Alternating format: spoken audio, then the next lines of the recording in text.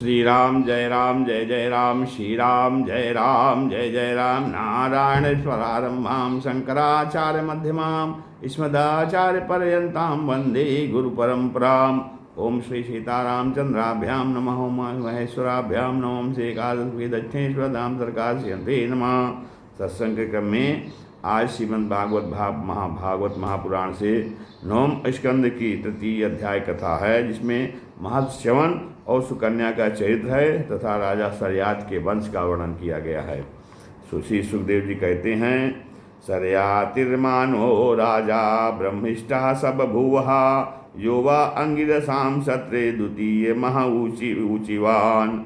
श्री सुखदेव जी कहते हैं, एक परिचित मनुपुत्र राजा सरयाति वेदों का निष्ठावान विद्वान थे। उसने अंगिरा गोत्र के ऋषियों के यज्ञ में दूसरे दिन का कर्म बतलाया था। उसकी एक कमललोचना कन्या थी, उसका नाम था सुकन्या।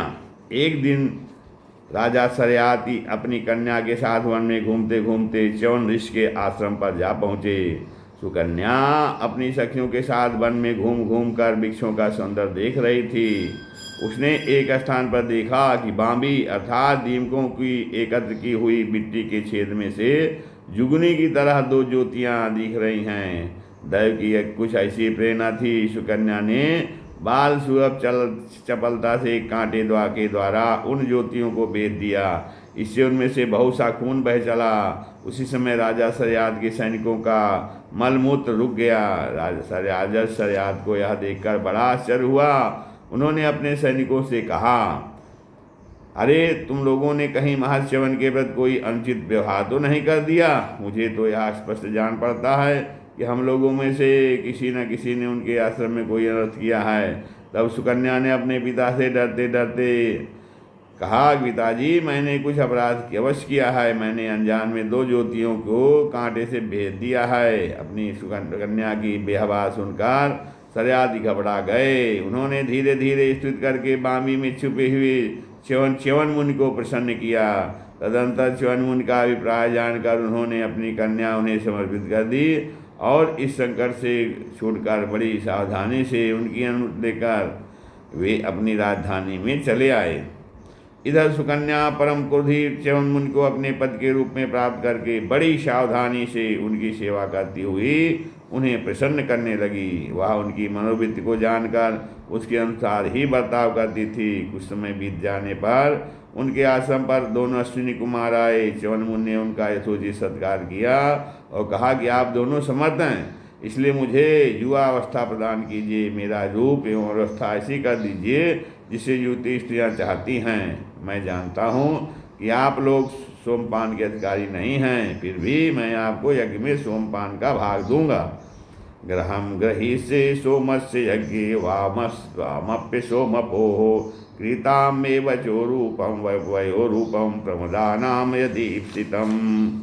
तो वैद्य श्रोमणि अश्विनी कुमारों ने महर्षि च्यवन का अभिनंदन करके कहा, ठीक है। और इसके बाद उनसे कहा कि यह सिद्धों के द्वारा बनाया हुआ कुंड है, आप इसमें स्नान कीजिए। च्यवन मुनि के शरीर को बुढ़ापे ने घेर रखा था। सबों नसें दिख रही थी। झुर्रियाँ पड़ जाने एवं बाल पक जाने के कारण वे देखने में बहुत भद्दे लगते थे। अश्विनी कुमारों ने उन्हें अपने साथ लेकर कुंड में प्रवेश किया। उसी समय कुंड से 3 पुरुष बाहर निकले। वे तीनों हिस्सी कमलों की माला, कमंडल और सुंदर वस्त्र पहने एक से मालूम होते थे। वे बड़े ही सुंदर एवं स्त्रियों को प्रिय लगने वाले थे। परम साध्वी सुंदरी सुकन्या ने जब देखा कि तीनों ही एक आखिर के तथा सूर्य के समान तेजस्वी हैं, तब अपने पति को न पहचान कर उसने अश्विनी कुमारों की शरण ली।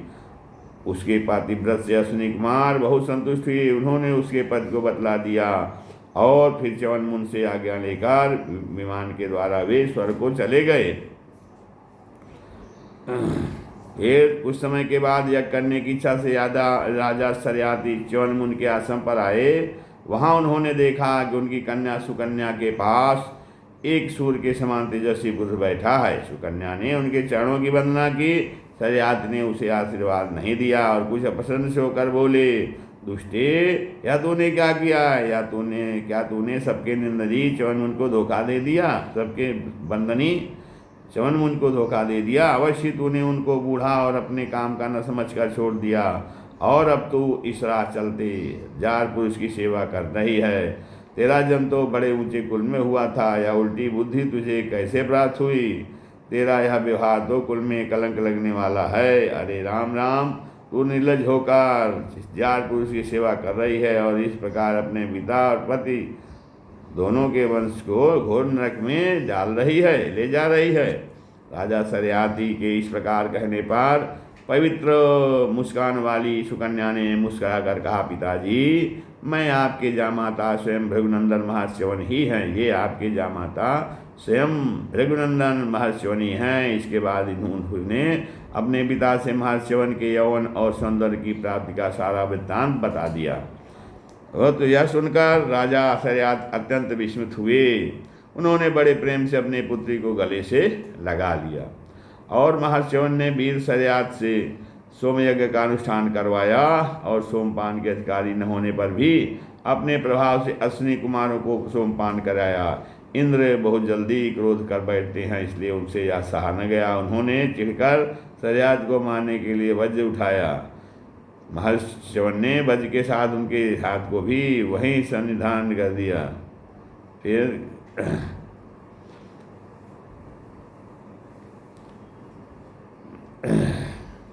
तब सब देवताओं ने अश्विनी कुमारों को सोम का भाग देना स्वीकार कर लिया। उन लोगों ने वैद्य होने के कारण पहले अश्विनी कुमारों का सोमपान से बहिष्कार कर रखा था। परीक्षित सरियात के 3 पुत्र थे, उतानबरी, आनत और भूरिसेन। आनत से रैवत हुए। महाराज रैवत ने समुद्र के भीतर कुशस्थली नाम की एक नगरी बसाई थी। उसी में रहकर वे अनर्थ आदि देशों का राज्य करते थे। उनसे उनके 100 श्रेष्ठ पुत्र थे, जिनमें सबसे बड़े थे ककुदमी। ककुदमी अपनी कन्या रेवती को लेकर उसके लिए वर ढूंढने के पूछने के उद्देश्य से ब्रह्मा जी के पास गए। उस समय ब्रह्मलोक का रास्ता ऐसे लोगों के लिए बेरोक टोक था। ब्रह्मलोक में गाने बजाने की धूम मची हुई थी। बातचीत के लिए अवसर न मिलने के कारण वे कुछ क्षण वहीं ठहर गए। उत्सव के अंत में ब्रह्मा जी को नमस्कार करके उन्होंने अपना अभिप्राय निवेदन किया। उनकी बात सुनकर भगवान ब्रह्मा जी ने हंसकर उनसे कहा, हे महाराज, अहो राजन निरुद्धास्ते काले निज हृदय कृताः तत्पुत्र पौत्रान तृप्तिराम गोत्राणी चनान शृण्महे। महाराज, तुमने अपने मन में जिन लोगों के विषय में सोच रखा था वे सब तो काल के गाल में चले गए। अब उनके पुत्र पौत्र अथवा नातियों की तो बात ही क्या है, गोत्रों के नाम भी नहीं सुनाई पड़ते। इस बीच में 27 चतुर्युगी का समय बीत चुका है, इसलिए तुम जाओ।